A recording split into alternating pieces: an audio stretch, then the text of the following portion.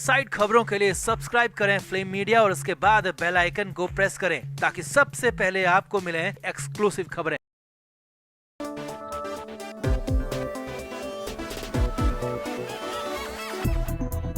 आकांक्षा Dubey case में Varanasi police शुरू से शक के निशान पर रही है। 26 मार्च से लेकर अब तक पुलिस पर कई आरोप लग चुके हैं। लापरवाही करने के, सबूत मिटाने के, आरोपियों को फरार करने के और तो और जानबूझकर आकांक्षा दुबे केस की जांच को हल्के में लेने के आरोप भी वाराणसी पुलिस पर लग चुके हैं। मगर अब जो आरोप लगा है वो सबसे बड़ा है, सबसे गंभीर है और अगर ये सच है तो मानकर चलिए कि आकांक्षा दुबे के साथ दरिंदगी करने वालों का सच कभी सामने नहीं आएगा। बहुत बड़ा गड़बड़ झाला चल रहा है और आरोप लगाया जा रहा है मधु दुबे के वकील की तरफ से। जी हाँ, सूत्रों की माने तो आकांक्षा केस की डीएनए रिपोर्ट आ चुकी है, मगर वकील का आरोप है कि पुलिस रिपोर्ट को छिपा रही है और रिपोर्ट को बदलने की फिराक में है। तो आखिर क्या है वकील का पूरा आरोप और डीएनए रिपोर्ट को लेकर क्या है अपडेट, आपको बताते हैं सब। आप भी वीडियो को शेयर करें और अपनी राय कमेंट बॉक्स में जरूर दें। तो आगे बढ़ने से पहले आपको बता दें कि हमारे व्लॉग चैनल नीतू की पलटन का लेटेस्ट व्लॉग रिलीज हो चुका है, जिसका लिंक डिस्क्रिप्शन में है। आप भी जल्दी से व्लॉग देखें, लाइक, शेयर और सब्सक्राइब भी करें।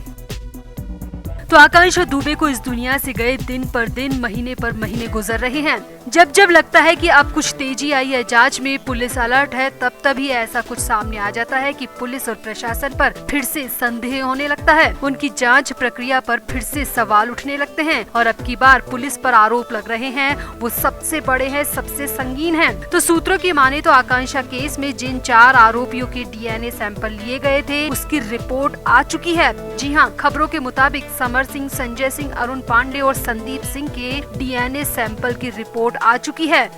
अमूमन डीएनए सैंपल की रिपोर्ट को आने में 10 से 25 दिन का वक्त लगता है और सूत्रों की माने तो इन चारों के सैंपल लिए 14 दिन से ज्यादा हो चुके हैं और लैब से डीएनए की रिपोर्ट बंद लिफाफे में पुलिस के पास पहुंच चुकी है।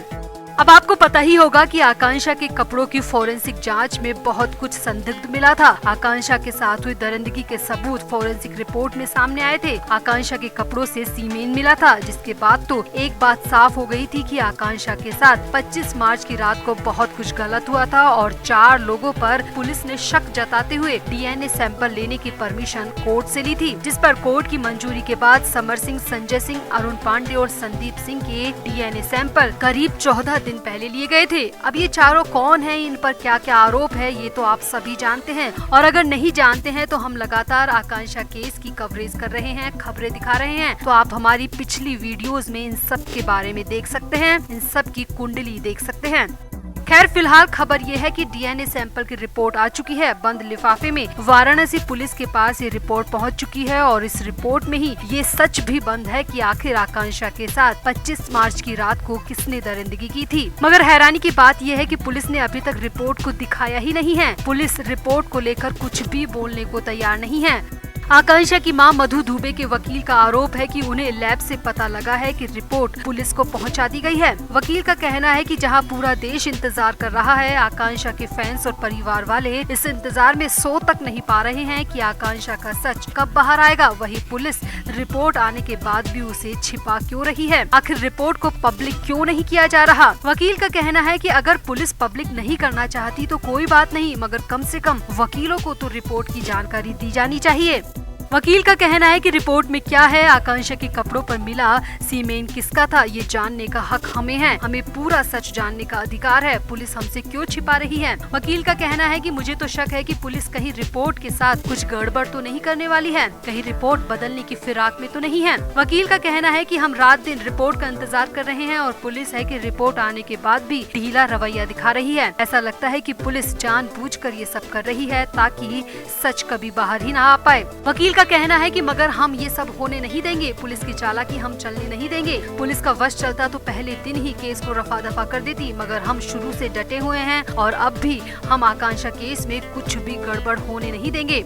तो आपको क्या लगता है, क्या सच में आकांक्षा केस की डीएनए रिपोर्ट आ चुकी है और अगर आ गई है तो पुलिस उसे छिपा क्यों रही है। क्या वकील के आरोप सही हैं? क्या वकील का शक सही है कि पुलिस कुछ गड़बड़ करने की फिराक में है? तो आपका इस पूरे मामले पर क्या कहना है, कमेंट बॉक्स में जरूर बताएं और वीडियो को भी शेयर करें। तो आगे बढ़ने से पहले आपको बता दें कि हमारे व्लॉग चैनल नीतू की पलटन का लेटेस्ट व्लॉग रिलीज हो चुका है, जिसका लिंक डिस्क्रिप्शन में है। आप भी जल्दी से व्लॉग देखें, लाइक, शेयर और सब्सक्राइब भी करें। तो अब तक सबको लग रहा था कि अनुराधा सिर्फ उसी दिन वाराणसी आई थी जिस दिन एक्ट्रेस आकांक्षा दुबे का अंतिम संस्कार किया गया था। सबको क्या, खुद आकांक्षा दुबे की मां मधु दुबे को भी यही जानकारी थी कि अनुराधा सिर्फ उसी दिन वाराणसी आई थी, उसके बाद से वो पलट कर यहाँ नहीं लौटी। तो ये बात बिल्कुल गलत है, क्योंकि किसी को कानों कान खबर भी नहीं लगी और अनुराधा सिंह वाराणसी 3 बार आकर मुंबई भी चली गई। ना तो पुलिस को पता चला, ना आकांक्षा के पक्ष के लोगों को और ना ही किसी और को। मगर अब पुलिस की चार्जशीट में ये बहुत बड़ा खुलासा हुआ है कि अनुराधा सिंह आकांक्षा की मौत के बाद एक बार नहीं बल्कि 3 बार आई थी। तो सूत्रों की माने तो पुलिस ने चार्जशीट में कई बार अनुराधा के नाम का जिक्र किया है और अब तक तो यही पता लगा था कि अनुराधा का जिक्र सिर्फ इस बारे में है जिस बारे में आकांक्षा की मां ने आरोप लगाए थे। मगर यहाँ पर कहानी बिल्कुल अलग नजर आ रही है।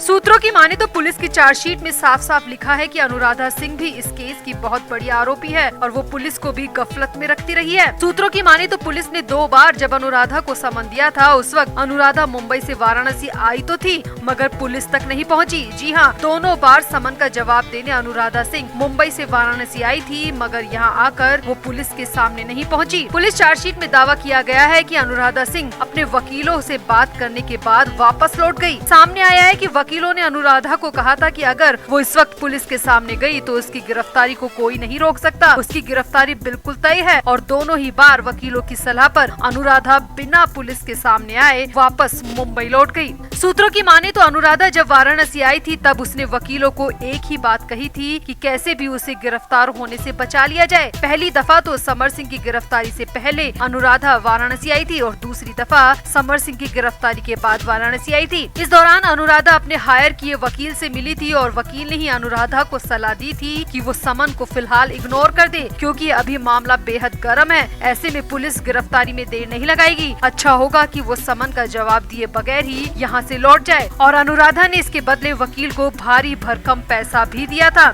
इतना ही नहीं, चार्जशीट में दावा किया गया है कि अनुराधा को गिरफ्तारी का डर था। उसे पता था कि अगर उससे पूछताछ हुई तो वो बुरी तरह फंस जाएगी, इसीलिए वो वकीलों की सलाह पर बिना पुलिस थाने आए मुंबई लौट गई।